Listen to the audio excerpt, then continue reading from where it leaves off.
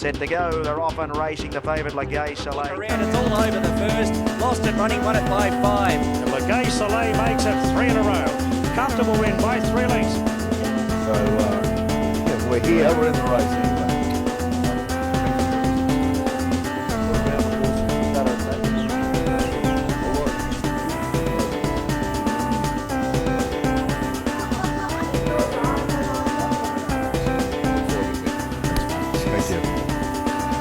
Gates are back now, and they're off and racing. Cassidy goes on the beat word for word.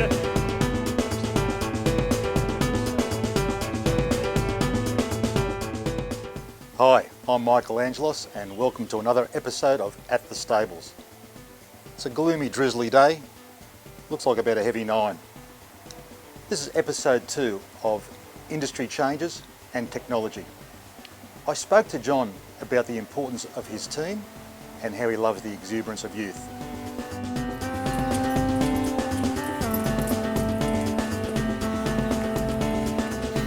So John, as a trainer, you've got 3 teams that you're looking after really. You've got your team of horses, you've got your team of owners that you look after beautifully and do things like this, for example.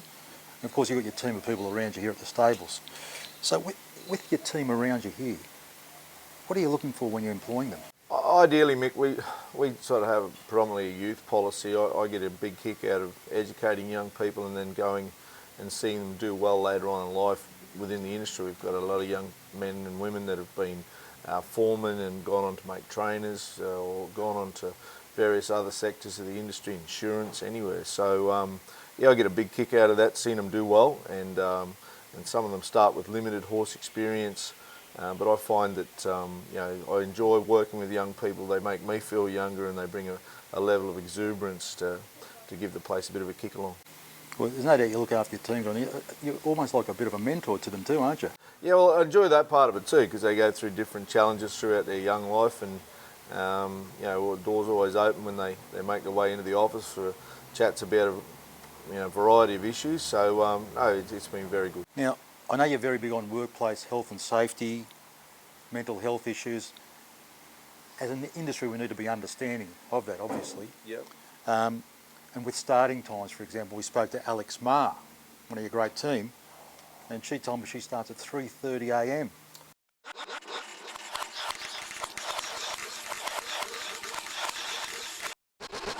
Michael. Johnny, you're back. Yeah, well, we've had a bit of a win Yeah. with regard to the starting times, and we're now starting an hour later, which is only something small, but it's been good, and it's a start of something hopefully further down the line. And you're starting an hour later. You're finishing an hour later? No, well, actually, we've found they've been significantly more efficient. You know, this concept of obviously not being as tired and probably working more in the sunlight. They've been able to get their jobs done sort of within they're starting an hour later but finishing half an hour earlier. So it's actually worked out pretty good. Very efficient. Yeah, no, it is. It's great. And John, you were telling me the other day that you're actually getting more young Australians actually looking for work. Yeah, I think that's probably twofold, Mick. I think it's probably the Everest has got a bit to do with that. They just engage the young people a lot more, and obviously they've just come through that Everest Carnival, so you know it's fresh in their minds. And I suppose with regard to the pandemic, when that was on, it was the only sport in the world that was on TV, so there's probably a bit more focus on it. So I think those two things probably have contributed a lot to. We've had just a good few young people in the last few weeks make application to come and get involved in the industry. All positive stuff, isn't it? Yeah, for sure. Well, you spoke of the Everest. I know the stable's searching for some lofty heights. The bases are loaded, so to speak, John, so as an owner, I'm looking forward to the ride, mate. Yeah, no, it's been really good the last few weeks, and we've got a great bunch of young horses, good bunch of young people looking after them, so it's very exciting next 12 months. Great. Thanks for being here with us today, John. Thank you for having me, Mike, as always. Thanks, mate.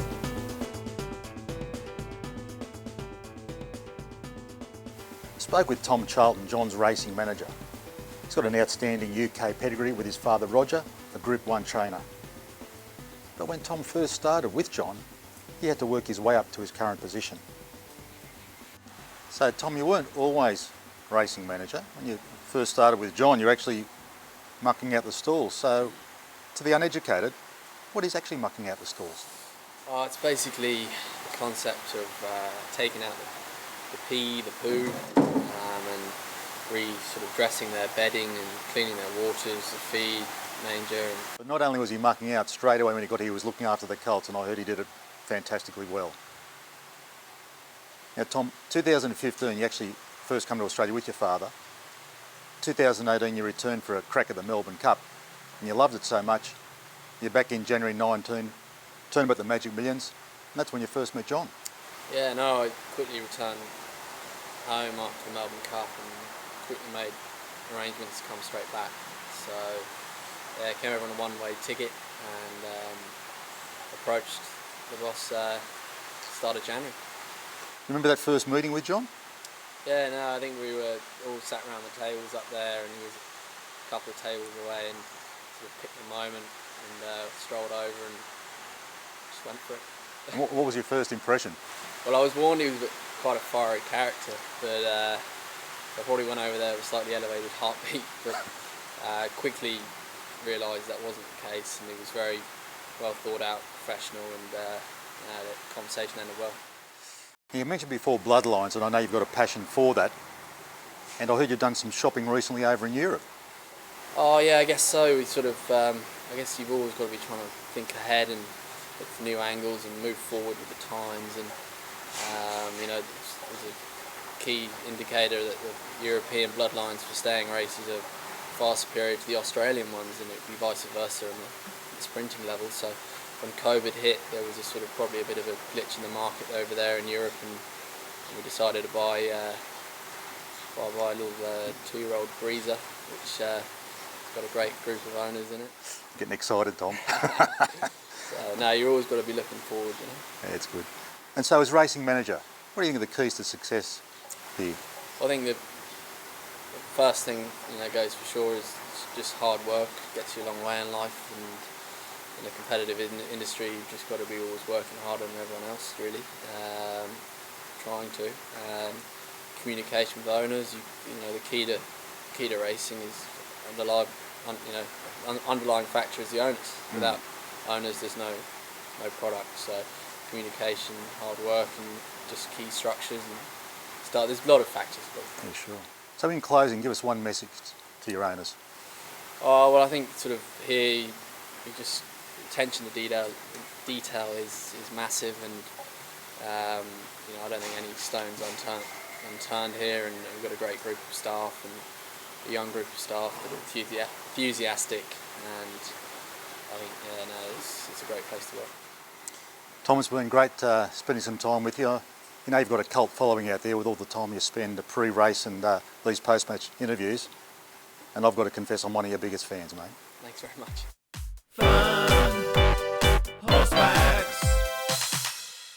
Did you know that a horse's heart is actually larger than a basketball? You're going to enjoy meeting my next guest, equine physiotherapist Tom Simpson. Not only is he a smart guy, he's a great character. I learned from Tom that to be an equine physio, you've got to be a human physio first. Then you do your masters in animal, specialising in equine. I asked Tom a cheeky question. Who's your favourite patient, the human or the horse? Easy answer. It's the horse every day of the week. Doesn't talk, doesn't lie, doesn't whinge. It's peace. It's No peace answering cake. back, eh? Yeah. It's definitely the horse. Very good. Now, let's go back quite a few years, 15 years or so ago, when you first met John. Yeah, that makes me feel very old now, but certainly John was one of the first trainers that I met along this equine physio journey, and he was one to give me a bit of a start, and it was a very, very new profession then, and certainly to watch it build the way it has is fantastic, but I never forget John being very, very receptive because of his dealings with professional sport, and he understood what a physio meant for any sort of elite sporting team, and this stable environment's no different. So was that interest in sport that possibly made that sort of click? Oh, for sure, yeah. I mean, John understood, having played a high level of rugby league himself, and certainly being in and around that elite competitive environment, the medical supportive team that it took to get people to perform at that elite level, and he's approached it, the exact same way from the whole time I've known him, and fortunately for me, it was great timing that physio is a very new profession, but has built a lot of momentum, and he's been an integral part of my momentum in the industry for sure. Fantastic. And I know with Johnny, he looks at the recovery and the performance of his equine athletes. So as far as you, as the equine physio, how do you manage these athletes? Yeah, it's very similar. I mean, I'm a human physio, obviously. You do the masters in equine, so you build all of that, or you bring, all of that evidence-based structure to the horses, and you do it the exact same you do any elite sporting team. We use a lot of recovery with, beach work or treadmill work, icing, heat packs, stretches, horse yoga, every sort of therapeutic modality that we use for a human, we use for a horse, and they're very amenable. It's very surprising until people see the treatment occurring. They think, oh, how could you do that? Or the muscles are too large. Anatomically, they're very similar, and they react the same way. And as I said, they're a lot better than humans. They do their exercises. Now, I need you to educate me, Tom. There's a term called gait assessment. Sure. Please explain what that means. So that's an integral part of any assessment of a horse is assessing their gait, and the main or the number one gait is at a trot, and so that will bring out any sort of restrictions or tightness, and then obviously lameness. It's a very repetitive gait that has a predictable sort of response in terms of any areas of restriction. You can analyse it a number of ways just with the eye, but now there's some gait assessment that we do, which is very, very sort of progressive, and it's, in measures of millimetres, and we do a lot of that, and it's a fantastic way of having objective measurement of a horse's gait, yeah. Very good. And we've got the treadmill over here.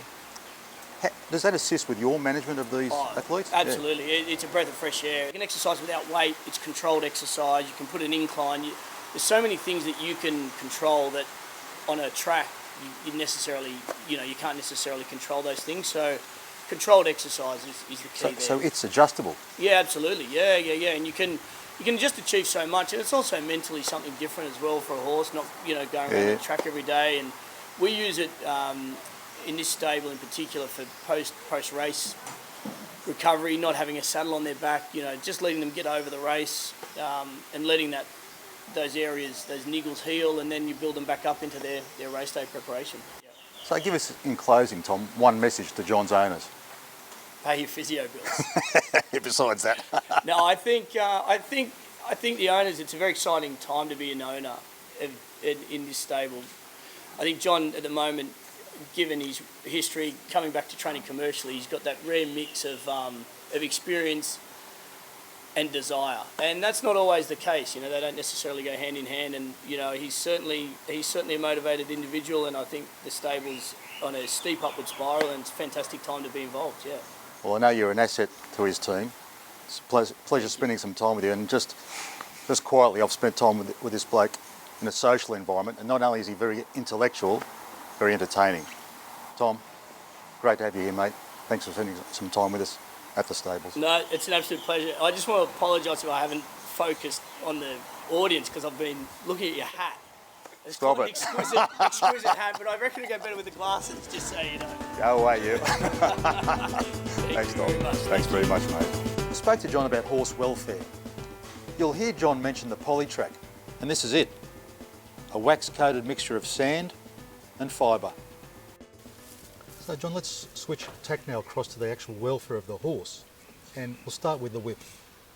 Abolish, restrict, what do you think? Mate, welfare is the biggest issue facing the industry going forward, particularly in the current climate. The whip in its current format is unacceptable. To think that people would think that it's acceptable to whip horses, unrestricted for the last 200 metres of a race is ludicrous and archaic. So we've got to restrict that number and restrict it aggressively. And to be fair, if you need to whip a horse more than 8 or 9 times in a race, I don't think you're going to be winning. So we need to be more conscious of community feelings on that matter, and I think we can do that whole thing a lot better. And John, your comment on the breakdown rate.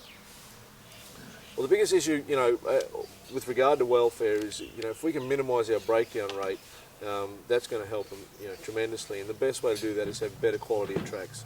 And here at Randwick, we know that in the last few years with the introduction of Poly, our breakdown rate has just minimised tremendously. So that's been a welcome addition here, and it's given us a significant advantage, and an advantage such that other tracks now have followed suit. So it's been a really important factor of what's going on here.